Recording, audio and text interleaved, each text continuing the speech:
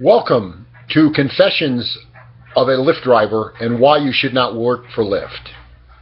First, let's start right here. This is the placard that is required by the state of Colorado and Lyft to operate your vehicle with Lyft. This is the side that you see from through the windshield, and this is what the passengers see in the car. This is who I am. This is my Lyft ID number. Lyft prints these cards and charges the driver for them, but does provide the $25 for the free ride. That's both sides of the card, so you get a good look at the cards.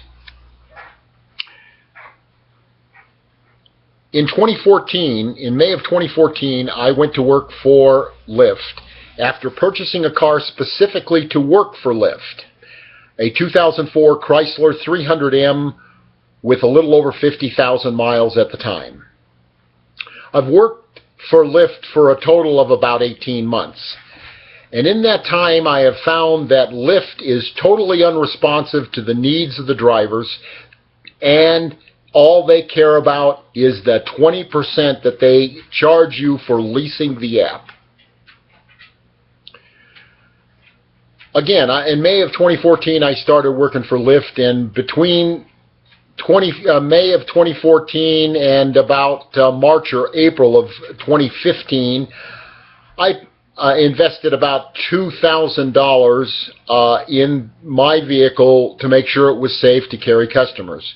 I'm big on safety, and I want to make sure that my customers feel safe and comfortable. I always got comments on, number one, how clean the car was, and number two, what a comfortable car it was.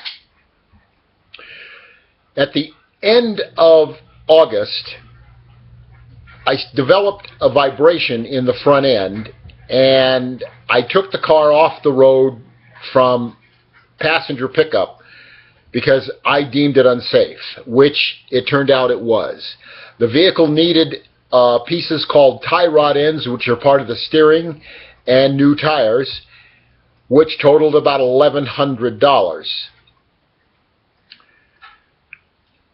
When I tried to return to Lyft in early October, on October the 4th, I had a catastrophic engine failure.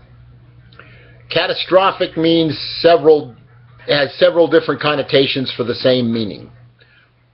Locked up, seized, blown up, it all means the same. Substantial damage to your engine in the thousands and thousands of dollars. At that point, the car had 103,660 miles on it. I attempted to buy a car and eventually bought a car about a week or 10 days later, and immediately on October the 15th tried to get my car into the Lyft system and onto the app.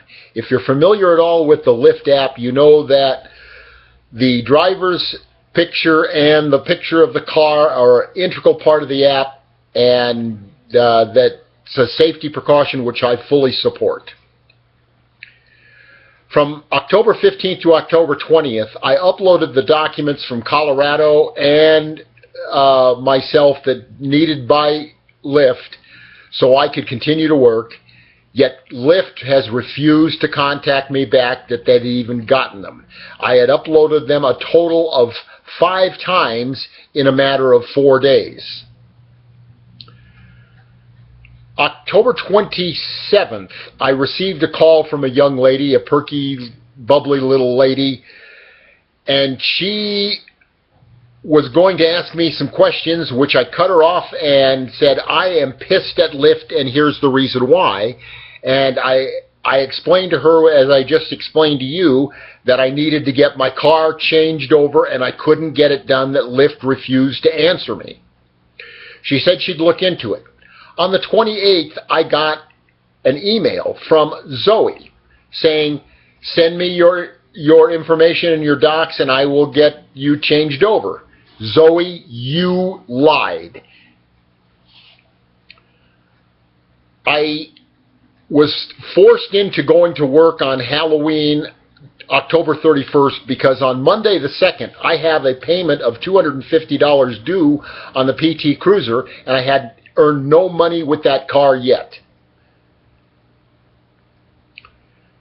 I had to make sure that all of my customers knew as I picked them up, I was not in the car that the app was showing, and I made a call intentionally on every one of them to tell them I was in a white PT Cruiser, which they were very grateful to get that information. There was one lady that I picked up from her mother's, and her mother was a little freaked out because I have a Colorado temporary plate, no affixed license plates, and it just seemed a little fishy to her, and that I understand. Many of my customers ask me why I was in this car, and I told them the same story that I've just told you, that I could not get them to move at all. They refused to honor any of my emails. One of my writers said, well, Lyft is kind of like a community, isn't it? And I said, yes, to a point. All Lyft cares about is the 20% fee that they charge you on every fare. That 20% makes them greedy, because all they care about is adding drivers and adding fares, and they don't care about what is happening within their, quote, community, end quote. I went and worked all evening on Halloween, and was able to earn some of the money that I needed for Monday. But Lyft refuses to contact me about changing this over. Regretfully, I am stuck with Lyft until I can find something to replace it where I can make some money and pay these bills that I have racked up trying to get this thing together. You folks need to be aware of that if you're thinking about joining Lyft. Lyft is not what you think it is, what they sell it is.